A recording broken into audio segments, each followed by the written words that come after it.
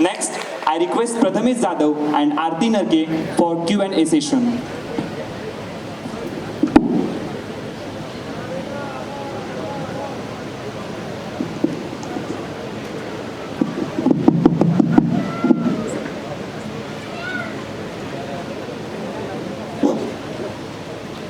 नमस्कार सर. तर आपण आपल्या सेशनला सुरुवात करूया. सर, सर्वप्रथम आपण सुरुवात करूया तुमच्या आयकॉनिक डायलॉगपासून. नमस्कार मंडळी, कसे काय? हसताय ना आणि हसायलाच पाहिजे. तर पुन्हा एकदा तुमच्या खणखणीत आवाजात होऊन जाऊ दे. म्हणजे मगाचा नाही आवडला तुम्हाला? पुन्हा एकदा चला. माझा आवाज येतो तुम्हाला व्यवस्थित का घुमतोय थोडा? थोडा मला द्या ना मॉनिटर जमला तर. तर हा डायलॉग कसा सुचला हे पण सांगतो. हा लोकांना आवडतो, लोकांना वाटतं हा निलेश साबळेचा डायलॉग आहे. हा आळसामधून तयार झालेला डायलॉग आहे. आळस. मला आमचे दिग्दर्शक नेहमी सांगायचे, फू बाई फू सुरू असताना, हा डायलॉग तेव्हाच आहे की तुझी सुरुवात करतोस ना ती काहीतरी वेगळी कर ना. म्हणलं ओके सर. मी आलो आणि एकदा म्हणालो की कसं आहे मंडळी, हसताय ना हसायलाच पाहिजे. काही रिस्पॉन्स फार नव्हता आला कारण नवीन नवीन वाक्य होतं. दुसऱ्या दिवशी मी स्किट वगैरे लिहिण्यात व्यस्त होतो. ती ओपनिंग मी लिहिलीच नव्हती. मी पुन्हा एकदा तेच वाक्य टाकून दिलं, कसे आहेत मंडळी, हसताय ना हसायलाच पाहिजे. दिग्दर्शकांच्या लक्षात येत नव्हतं म्हणून मी जवळपास 1 महिना एक सेमच वाक्य बोलत होतो. आणि दिग्दर्शक मला एकदा म्हणाले की ते चेंज कर ना, तेच तेच तू बोलतोस. म्हटलं बरं आज चेंज करून बघतो. मी म्हणालो की वेगळं वाक्य बोललो. तो ऑडियन्स मध्ये नाही नाही ते बोला ना, ते मस्त होतं, ते तुम्ही मागच्या वेळेला बोललात ते. आणि मी म्हणालो कसे आहात मंडळी, तर खालून लोक सुरू झाले, मस्त हसताय ना हसायलाच पाहिजे. आणि मग आमचे दिग्दर्शक म्हणाले की असू देत, हे एक पेटंट झालंय तुझ्या नावावरती, आता तू ह्याच वाक्यानं सुरुवात करत जा. तर ती सुरुवात तशी झाली होती. ओके सर, एकदा डायलॉग परत. कसे आहात मंडळी, मजेत ना? आणि आपला नेहमीचा आपुलकीचा प्रश्न, हसताय ना हसायलाच पाहिजे. खूपच सुंदर सर. तर नेक्स्ट क्वेश्चन आहे, तुमचे वडील शासकीय कर्मचारी आहेत, तर शिस्त आणि अपेक्षा हे दोन्ही तुमच्या घरात असतील. तर अशा वातावरणात तुम्ही मेडिकल सारख्या फील्डमधून एंटरटेनमेंटमध्ये शिफ्ट केलं, तर हा निर्णय तुम्ही का घेतला आणि याच्यावर तुमच्या कुटुंबाची प्रतिक्रिया काय होती? हा, यातले काही गोष्टी मी मगाशी तुम्हाला सांगितल्या, पण शिस्त ती होती, प्रचंड शिस्त होती वडिलांची. आणि त्यांचा फार काही म्हणजे सुरुवातीला असं म्हणणं नव्हतं की तू या क्षेत्रात जा. त्यांना आवडायचं, पण त्यांचं म्हणणं होतं की शिक्षण शिक्षण. पण आईला आवड होती आणि लहानपणापासून मला सवय होती, नकला कर, शिक्षकांच्या नकला कर. मग मला शिक्षक स्टेजवरती बोलवायचे, ते करायला लावायचे शिक्षा म्हणून. तर मला असं वाटायला लागलं होतं की हे आपल्याला जमतंय. आणि मग मी हळूहळू कॉलेजला असताना वऱ्हाड निघाले, लंडनला बघितलं, ते मी पाठ केलं.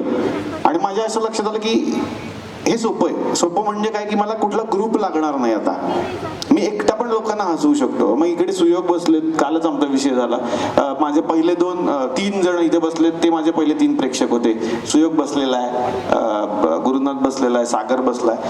हे शाळेत होते माझ्या, 9वीला होतो आम्ही. आणि 9वीला मी यांना सांगायचो की मी एक नाटक पाठ केलंय, प्लीज बघा ना.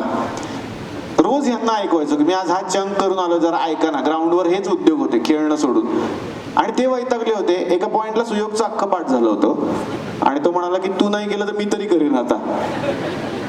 असं करत करत मग मी मेडिकलला जेव्हा गेलो तेव्हा एक पात्रीचं मी सुरुवात केली करायला. आणि मग वेगवेगळ्या गावांमध्ये मला बोलवायला लागले लोक. मग तिथून थोडं ठाम व्हायला लागलं की लोक हसतात, येतंय, जमतंय आपल्याला. आणि पहिल्यापासून मला मात्र आवड होती या सगळ्या गोष्टींची की मला कदाचित हे करता येईल जर मला संधी मिळाली तर. त्यामुळे मी ठाम होतो. आणि मग वडिलांना कन्व्हिन्स करत गेलो आणि मगाशी सांगितलं तो किस्सा घडला. आणि मग वडील म्हणाले की 1 वर्ष देतो, पण पुढे ते झालं आपोआप. सर, आपला नेक्स्ट क्वेश्चन आहे. सर, तुम्ही जेव्हा स्टेजवर उभा राहिला पहिल्यांदा, तेव्हा तुमची काय प्रतिक्रिया होती? बापरे, अशी लहानपणीचा किस्सा आहे. लहानपणी पहिल्यांदा स्टेजवर उभा राहिला तो 4थीला होता, 4थीला. आणि साधारणपणे 4थीला ठरलेले डान्स असतात बघा, एक कोळी नृत्य असतं, एक अमुक नृत्य असतं. तशा कोळी नृत्याची प्रॅक्टिस चालली होती शाळेमध्ये. सासवडची शाळा होती आणि मी काही त्या डान्स मध्ये नव्हतो. आणि जो मुलगा नाचत होता, सिंपल स्टेप होती अशी अशी, त्याला ती जमतच नव्हती. तो वेगळंच काहीतरी करायचा. तो हाच हात हाच पाय वगैरे करत होता. मी बाहेरून खिडकीतून त्याला शिकवत, असं कर ना, अरे असं कर ना. त्या बाईंनी बघितलं, तू आत ये पहिला, तू आत ये. म्हणलं, घाबरलं, शिक्षा करतील. तू बरा त्याच्या जागी करून दाखव. मी केलं, ठीक आहे. त्याला म्हणलं तू बस, तू कर आता इथून पुढे. तो खुश झाला, त्याला करायचंच नव्हतं. म्हटलं मी करू, मला नाही डान्स येत. मग हा कसा येतोय, कर आता. मग त्या बाईंना एक तर आम्ही घाबरायचो आणि मग तो डान्स आम्ही कोळी नृत्याचा केला. त्याच्यात एक स्टेप होती, मुली होत्या छान अशा 10 आणि आम्ही मुलं, आणि त्यांचा हात असा पकडून अशी वेव करायची होती. त्यावेळेचा निरागसपणा बघा ना किती. म्हटलं हे जर आई वडिलांनी बघितलं तर, आई वडील गॅदरिंग बघायला येणार. आता बसलंय, रिहर्सल झाली, सगळी झाली आहे. त्यात माझा दिग्दर्शक कसा जागा झाला बघा. मी खूप विचार केला की हे जर आई वडिलांनी बघितलं तर कदाचित त्यांना नाही आवडणार, असं माझंच ठरलं होतं. मग मी सगळ्या ग्रुपला एकत्र केलं, म्हटलं ऐका, सगळा डान्स नीट करा, फक्त एक स्टेप आपल्याला वगळायची. कोणी सांगितलंय? बाईंनी सांगितलंय. कुठली? ही नाही करायची. मग तुम्ही असं करायचंय. म्हटलं बर हे शहाणपणा मी फक्त पोरांना सांगितलं, तर पोरींना कोण सांगणार, कारण त्यांच्याशी बोलायची भीतीच वाटायची. आणि ते गाणं सुरू झालं, ती स्टेप आली, सगळ्या मुली बिचाऱ्या हात पुढे करून अशा करत, हे असे करत.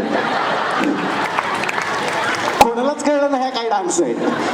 मग बाई म्हणाला एक विसरला तिथपर्यंत ठीक होतं, सगळे कसे विसरले?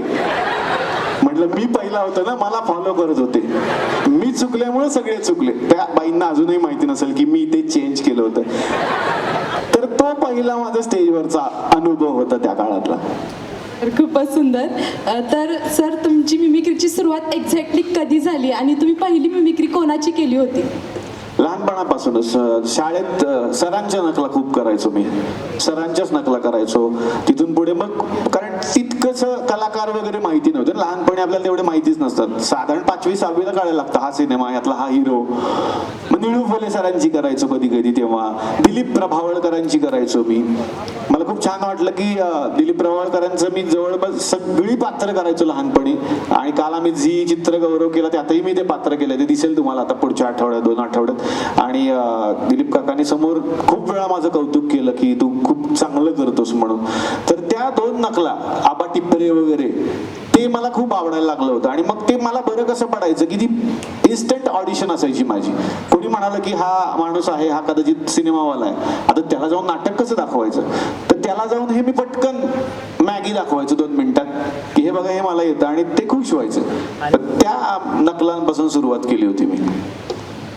ओके सर, आपण आता आपला नेक्स्ट क्वेश्चन आहे सर, तुम्हाला 3 सेलिब्रिटीची मिमिक्री करायची आहे सर. त्यातले पहिले आहेत प्रवीण तरडे, दुसरे आहेत नाना पाटेकर आणि तिसरे आहेत नागराज मंजुळे. अच्छा, करूया. तर नक्कल ही गंमत कशी असते बघा ना. मिमिक्री ही अनेक जण अनेक वेळेला करतात, मीही करतो. मी किती परफेक्ट करतो मला माहिती नाही, पण माझ्या मिमिक्रीत एक थोडीशी वेगळेपण असतं, थोडंसं वेगळेपण म्हणेन मी त्याला, की लोकांचं असं म्हणणं आहे की तुमच्यात तो माणूस आलाय असं वाटतं.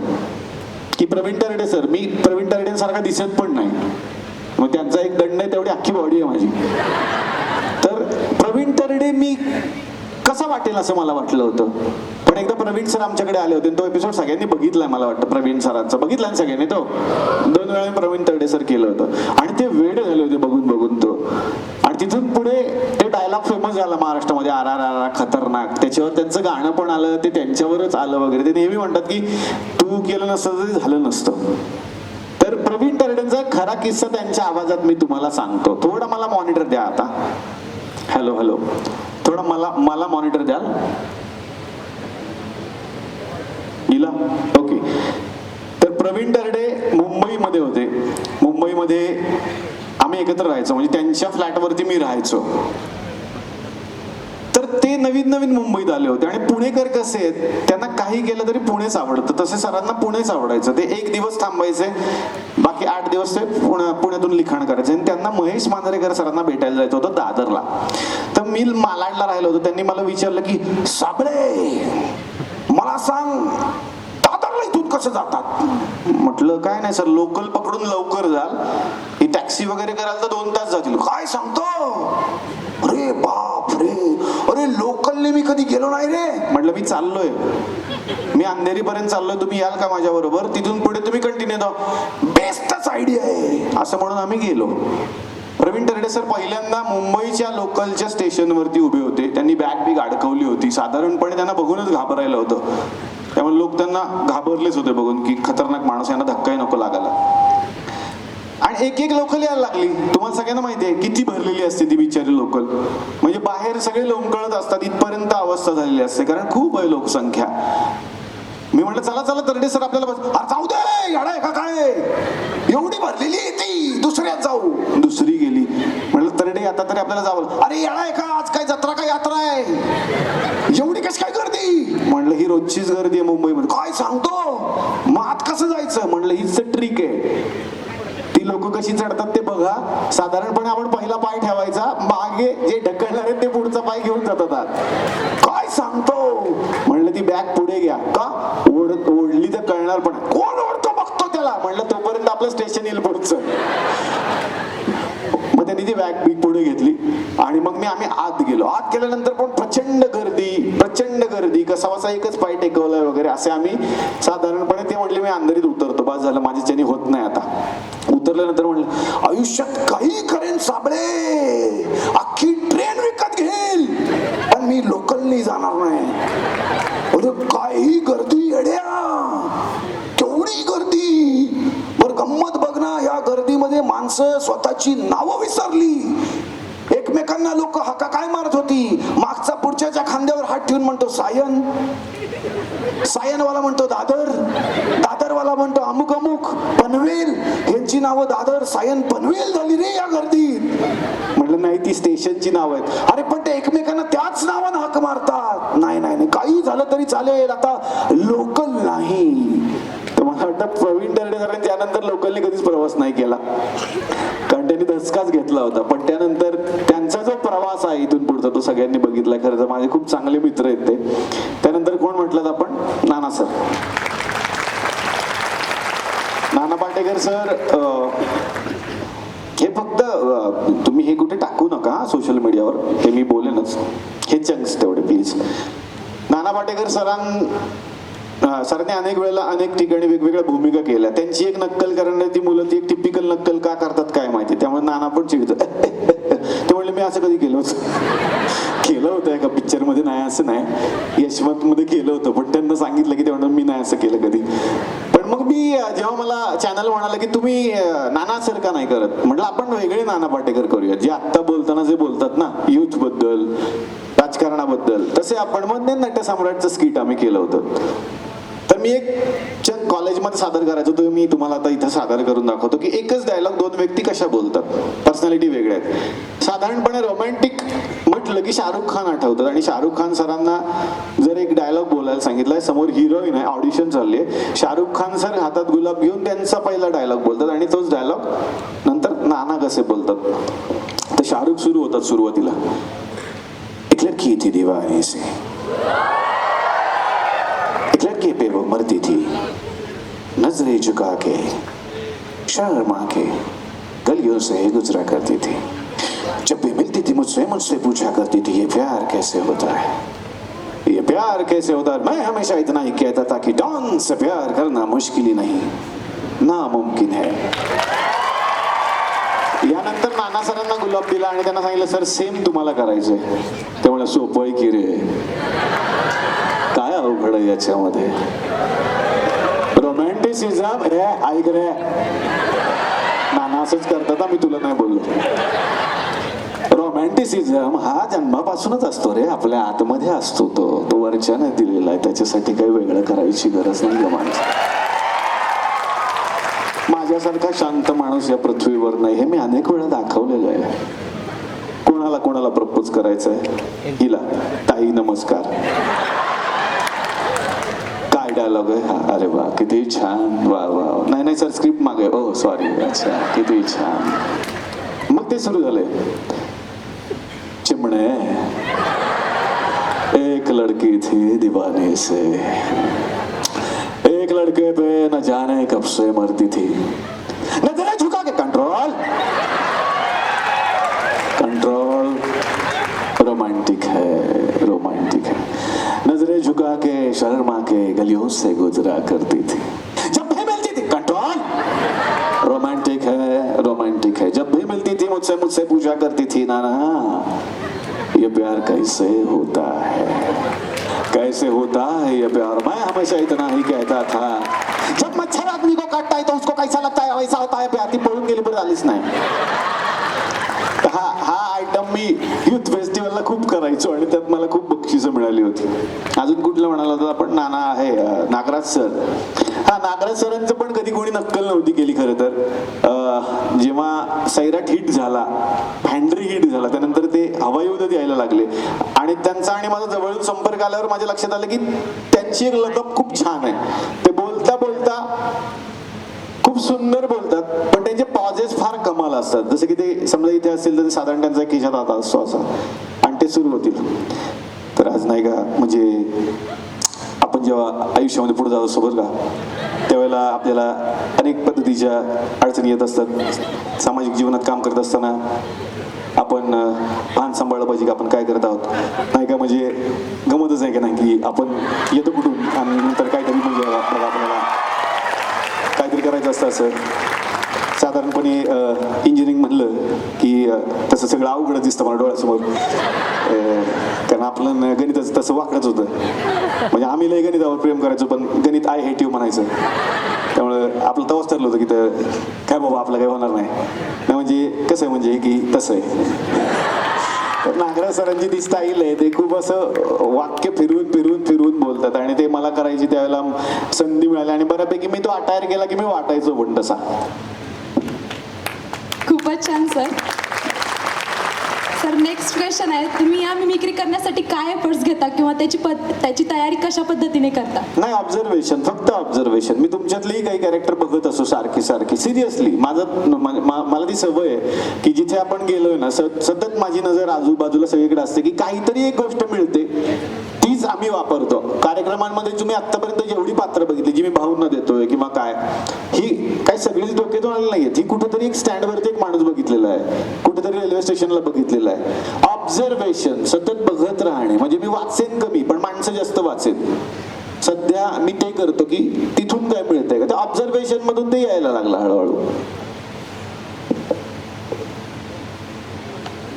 सर तुम्ही आता मगाशीच तुमच्या स्पीचमधून मेन्शन केलं की गुरुनाथ शिंदे सर, सुयोग जाधव आणि सागर खरात सर हे तुमचे शाळेमध्ये असतानाचे क्लासमेट आहेत. तर त्यांच्यासोबतच्या शाळेच्या काही आठवणी आमच्यासोबत तुम्ही शेअर कराल का? हो नक्कीच, कारण मी दहिवडीला राहायचो. माझ्या घराच्या अगदी शेजारी या दोघांचं घर होतं आणि 9वीला मी तिथे गेलो होतो. 9वी 10वी 11वीतून मी बाहेर पडलो होतो. पण हे दोघे खूप हुशार होते माझ्यापेक्षा, त्यामुळे मी कदाचित ऍक्टर आहे आता. सुयोग खूप हुशार होता. सुयोग चांगला फास्ट बॉलर होता. त्याची उंची जर तुम्ही बघाल तर तो गेलाच असता क्रिकेटमध्ये कदाचित, कारण तो खूप कमाल खेळायचा. आणि मी माझ्या आयुष्यातलं शेवटचं क्रिकेट यांच्याच बरोबर खेळलोय. त्याच्यानंतर आपण धाडस नाही केलं. तर एक बरं असायचं की सुयोग हा बॉलर असल्यामुळे आणि गुरुनाथ त्याच्यासमोर अर्धा दिसत असल्यामुळे विनोदी कार्यक्रम चाललाय म्हणून सांगतो की नेहमी गुरुनाथ आउट व्हायचा. मला नेहमी आठवते, मला तर काही खेळताच यायचं नाही.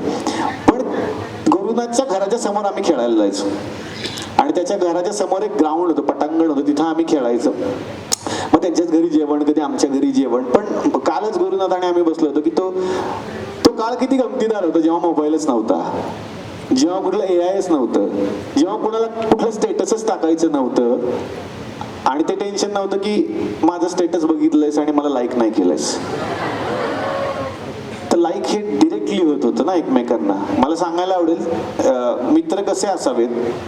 त्या कॉलेज नंतर, त्या शाळेनंतर, आता बघा ह्याला किती वर्ष झाली असेल, 25 वर्ष तर पकडाच. त्या शाळेनंतर एवढा वेळ पहिल्यांदाच मी त्यांना भेटलोय. मध्यंतरी नाटकाच्या माझ्या एका प्रयोगाला ते अगदी 5 मिनिटासाठी बॅकस्टेजला येऊन भेटून गेले होते. पण त्यानंतर माझी आठवणीत आहेत, पण माझी आठवण त्यांनी जास्त ठेवली, याचा मला सगळ्यात जास्त कौतुक वाटतं. की गुरुनाथ सरांचा जेव्हा मला फोन आला की निलेश आपल्या कॉलेजला असं करायचंय, तर मला इतकं भारी वाटलं की गुरुनाथच्या मी लक्षात आहे. अजून टीव्हीवर दिसतं म्हणून वेगळं आहे, चला टीव्हीवरचा निलेश नाही, पण त्याच्या वर्गातला जो निलेश साबळे तो त्याच्या अजूनही लक्षात आहे. आणि त्याची इच्छा होती की काही कर पण तू ये आमच्या कार्यक्रमाला एकदा. सुयोगचं पण तसंच झालं. तो सध्या बारामतीत काम करतो, पण आज ह्या कार्यक्रमासाठी तो इथं आलाय. तो तुमच्याच कॉलेजचा स्टुडंट आहे. सागर सर पण इकडेच आहेत, तेही इथलेच आहेत. पण ही मंडळी खूप प्रामाणिक होती, खूप अभ्यासू होती ही मुलं. म्हणजे त्या दिवशी ज्या कॉप्या झाल्या तिघांनी नव्हत्या केल्या बरं का. सिरियसली हे खरं सांगतोय मी तुम्हाला, हे खूपच अभ्यासू होते. माझे सुयोग गणितात प्रचंड हुशार होता, तेवढं गणित माझं भारी नव्हतं. त्याचे वडील तिकडे शिक्षकच होते, आमच्या शाळेमध्ये सुयोगचे वडील शिक्षक होते आणि ते कडक शिस्तीचे होते. त्यामुळे त्या आठवणी खूप गमतीदार आहेत आणि त्या तशाच राहाव्यात. प्रत्येक एरा असतो बघा, हा एरा सुद्धा कधीतरी नॉस्टॅल्जियाच होणार आहे की आपल्या काळात काय AI होतं ना, हल्लीचं AI बघ आपलं किती छान होतं, एक प्रॉम्प्ट टाकला तर दुसरं चुकीचं चित्र यायचं. तोही नॉस्टॅल्जिया होईलच की एक दिवस. असं काहीच नसतं की तो काळ आणि हा काळ, प्रत्येक काळ हा जुनाच होणार आहे. सर, तर पुढील क्वेश्चन असा आहे, तुम्ही महाराष्ट्राला हसण्याच्या मार्गातून जगायला शिकवलं. तुम्ही चला हवा येऊ द्या, फू बाय फू, होम मिनिस्ट्री यासारखे अनेक शो केले आणि यातून महाराष्ट्राने तुम्हाला भरभरून प्रेम दिलं. तर या प्रचंड लोकप्रियतेकडे तुम्ही कसं बघता आणि शो इतका यशस्वी होण्यामागचं मुख्य कारण तुम्हाला काय वाटतं? मुख्य कारण एवढंच आम्ही लोकांना घरातले वाटतो. बरेच लोक जेव्हा आम्हाला भेटतात, भाऊ काय मी काय, आता मध्यंतरी इथं फुटबॉलला मी वॉशरूम मधून बाहेर आलो, एखाद्या विचार भाऊ कुठं आहे, म्हणलं आहे आतमध्ये येतोय. तर प्रत्येकाला असं वाटतं की भाऊ आणि मी एकत्रच आहे. भाऊ भेटला तर ते म्हणतात डॉक्टर कुठे आहे. असं कधीच होत नाही की कोणीतरी माणूस हेजिटेट होतोय आमच्याशी बोलायला, फोटो काढू का विचारताय. सगळ्यांना वाटतंय आपला देणार तो आपला. ते जे आपलेपण आहे, आपला वाटणं आहे. आमच्याच घरातला एक माणूस आहे, हा माझाच कदाचित घरातला भाऊ आहे, मित्र आहे. तर ते आपलेपण जे साधेपणा जो भाऊ मध्ये आहे, साधारणपणे माझ्यातही थोडासा साधेपणा आहे, हे सगळं लोकांना फार आवडलं गेली 10 वर्ष.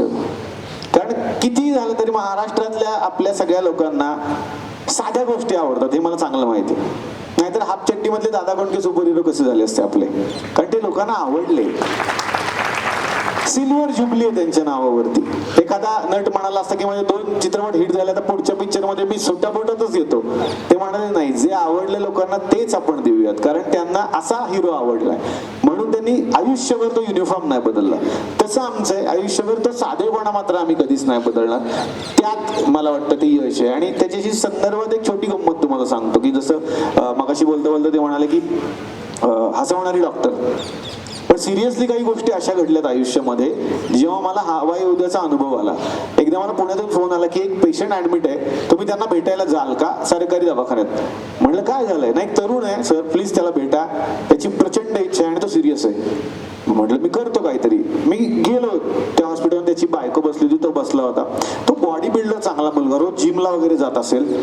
त्याचा लेफ्ट हँडच नव्हता, अँप्यूट केला होता, काढला होता. मी त्यांच्या मिसेसला विचारलं काय झालं. ते म्हणाले इलेक्ट्रिशियन आहेत, तुमचे प्रचंड फॅन आहेत पहिल्यापासून, आणि एक छोटा अपघात झाला डीपीच्या बाजूला, त्यांना शॉक लागला आणि तो हात निकामी झाला, नेक्रोसिस झालं, काढावा लागला हात त्यांचा, 2 आठवडे झाले. तर तो व्यक्ती रडायला लागला आणि त्यांनी मला सांगितलं की सर आत्ता मी जगतो तो तुमच्यामुळे. म्हटलं कसं काय. तर ते म्हणाले इतकं पेन व्हायचं, इतकं दुखायचं की ICU मध्ये एका पॉइंट नंतर एवढाच डोस पेन किलरचा, ह्याच्या पुढे देऊ शकत नाही डॉक्टर. पण ते म्हणायचे आणखीन द्या, माझं दुखणंच राहत नाहीये. तर डॉक्टर म्हणाले ह्याच्या पुढे आम्ही पेन किलर नाही देऊ शकत, एवढंच देऊ शकतो. आता त्या दुःखातून बाहेर कसं पडायचं. तर त्यांनी बायकोला रिक्वेस्ट केली मला हवा होत्या मोबाईलवर लावून दे. ICU मध्ये अलाउडच नाही. पेशंटनी तक्रार केली की हे मोबाईल घेऊन बसतात. मग ते डॉक्टर आहे आणि त्या डॉक्टर, ते हिंदी डॉक्टर होते, त्यांना दाखवलं की सर असा असा हा शो येतो, हा यांना खूप आवडतो, त्यांचं थोडं दुःख ते विसरतात, तर दाखवू शकतो का. ते म्हणले दाखवा, पण हेडफोन लावूनच दाखवा. त्यांनी परमिशन दिली. हेडफोन टाकून ते म्हणले गेले 1 आठवडा फक्त दिवसभर हवा योद्याचे एपिसोड्स युट्यूबवर बघतात. त्यांची पेन किलर बंद झाली. आता ते म्हणाले आता ते पेन किलर घेत नाहीत, ज्या रेग्युलर गोळ्या तेवढ्याच घेतात. आणि ते इतके पॉझिटिव्ह झालेत आज सकाळपासून तुम्ही येणार म्हणून. मी भेटल्यानंतर त्यांनी त्यांचा एक हात माझ्या हातात दिला, माझे दोन्ही हात घट्ट पकडले त्या मुलांनी, आणि तो एवढंच वाक्य मला म्हणाला तुम्ही आलात, माझा डावा हात परत आलाय आता, बस बाकी काय नाही पाहिजे मला. तर मला वाटतं हे किती मोठं आहे, हे किती मोठं आहे आपल्यासाठी की आपण हसवतोय एका बाजूला, आपण एका वेगळ्या दुनियेत आहोत, पण त्याचा उपयोग वेगवेगळ्या माणसाच्या आयुष्यात कसा वेगळाच होतोय. तर मला वाटतं की ते जर घडत असेल आमच्या हातून, तर मला वाटतं ते पुण्यकर्म असावं, आणि त्यासाठी देवाचं धन्यवाद. आम्हाला अशीच बुद्धी द्या. सर खरंच असं म्हणायला हरकत नाही की तुम्ही इंजेक्शन डोस ऐवजी अख्ख्या महाराष्ट्राला लाफ्टर डोस दिलाय. तर नेक्स्ट क्वेश्चन आहे सर भाऊ कदम हे महाराष्ट्राचे सगळ्यात लाडके विनोदी कलाकार आहेत आणि तुम्ही आताच उगाच अवॉर्ड्स हा शो त्यांच्यासोबत करताय, तर त्यांच्यासोबतचे मजेशीर किस्से आम्हाला ऐकायला आवडतील. भाऊ हा मुळातच मजेशीर आहे, पण तो खूप साधा आणि खूप सरळ साधा सोप्पा माणूस जसं दिसतो ना तसाच आहे भाऊ कदम. म्हणजे काही वेगळे ॲटिट्यूड कलाकार म्हणून आहे वगैरे नाही, खूप साधा सरळ सोपा माणूस आहे आणि खूप प्रामाणिक आहे, खूप जास्त प्रामाणिक आहे. म्हणून तो आज एवढा मोठा सुपरस्टार आहे. आज भाऊजी झेंडे नावाची फिल्म आली असेल, तुम्ही बघितली असेल मनोज वाजपेयी बरोबर. आता नेटफ्लिक्सच्या 2 सिरीज येतात हिंदी, त्यामुळे आता हिंदी ऑडियन्सनी पण भाऊला स्वीकारलं, याचा मला प्रचंड आनंद वाटतो. तर भाऊ कदम यांच्याबरोबरचा एक किस्सा मी तुम्हाला सांगतो. जेव्हा आम्ही पहिल्यांदा परदेशात गेलो होतो, भाऊ कदम आणि मी लंडनला गेलो होतो आम्ही. मिक्टा अवॉर्ड्स असायचे, मांजरेकर सर आम्हाला घेऊन जायचे. तर पहिल्यांदाच परदेशवारी होती माझी आणि भाऊची. तर एअरपोर्टला सगळ्यांनी सांगितलं की पैसे कन्वर्ट करून घ्या, पैसे कन्वर्ट करून घ्या. आम्हाला काहीच माहित नाही पैसे कन्वर्ट करायचे म्हणजे काय. ते म्हणले नाही तिकडे पाऊंड लागतात ना, मग ते खर्च करायचे असतील तर तुम्ही पाऊंड करून घ्या. मी 10,000चे करून घेतले. भाऊला म्हणलं तू, मी काय घेत नसतो म्हणला, आपल्या इकडेच मस्त असतं, त्यातलं काय घ्यायचं तिकडे, आपलं बघून येऊ. ओके, भाऊनी पैसे कन्वर्ट नाही केले. आम्ही गेल्यानंतर तिकडचं जे वॅक्स म्युझियम आहे त्याच्यामध्ये आम्हाला सगळ्यांना 2-2 जणांना सोडलं होतं की जा बघून या. आणि आम्ही 2-2च्या जोडीनेच फिरत होतो. वॅक्स म्युझियम मध्ये गेल्यानंतर तिकडे एक तो वॅक्सचा पुतळा तुमच्या समोर येतो रोबोट सारखा आणि तुमचा एक फोटो काढतो आणि माघारी निघून जातो. तर आपल्याला वाटतं काय गंमत असेल कदाचित. बाहेर गेल्यावर आपल्याला कळतं एक्झिट डोअरला तुमचा सेम फोटो फ्लॅश होतो एका स्क्रीनवरती. आपल्याला लक्षात येत नाही कधी काढला होता आणि आम्ही जोडीत असल्यामुळे तो जोडीत आला होता.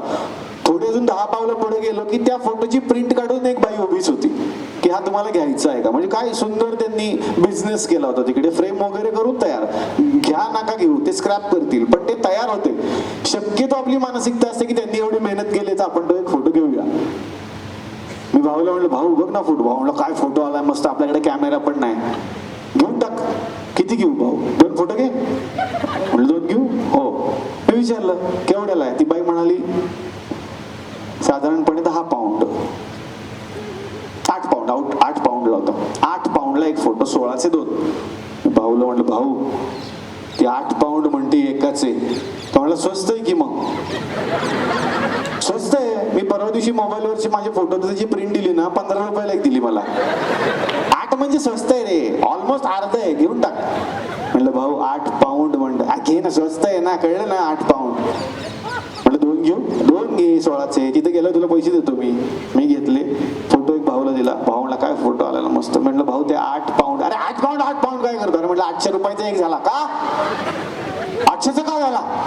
म्हणलं 1 पाऊंड मध्ये साधारण 80 रुपये ना, हे 8 पाऊंड आहेत, एक 800चा, 1600चे 2. काय सांगतो, हे 2 फोटो 1600चे आहेत. हो, चल ना परत घेते का बघू. असं म्हणून भाऊ आर्ग्युमेंट करत होता की प्लीज हे परत घ्या तुम्ही फोटो, आम्हाला तुमचे एवढे पैसे, एवढा खर्च नकोय. आणि भाऊ, अरे मी भाऊला म्हणलं भाऊ जाऊ देत ना, आता त्यांनी तर काढलाय फोटो तर आपण घेऊयात. त्या बाईनी 1 पाऊंड कमी पण केला आमच्यासाठी. भाऊ म्हणलं 1 पाऊंड आमचं काय होणार आहे. पण आम्ही ते फोटो घेतले.